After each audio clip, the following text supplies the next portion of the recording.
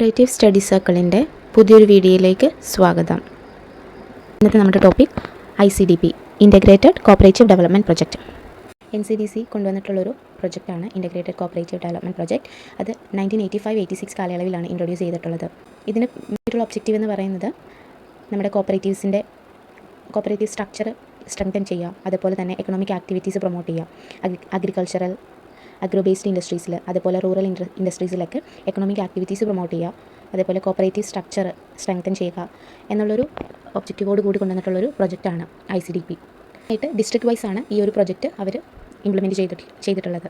7th 5-year പ്ലാനിലാണ് ഈ ഒരു project കൊണ്ടുവന്നിട്ടുള്ളത്. NCDC ആണ് കൊണ്ടുവന്നതെന്ന് നമ്മൾ പറഞ്ഞു. ഫസ്റ്റ് ഇംപ്ലിമെൻറ്റ് ചെയ്തിട്ടുള്ളത് വെസ്റ്റ് ബംഗാളിലെ നാദിയ ഡിസ്ട്രിക്റ്റിലാണ്. കേരളത്തിലെ വയനാട്ടിലാണ് ഇത് ഫസ്റ്റ് ഇംപ്ലിമെൻറ്റ് ചെയ്തിട്ടുള്ളത്. 1988 വയനാട്ടിൽ കൊണ്ടുവന്നിട്ടുള്ളത്.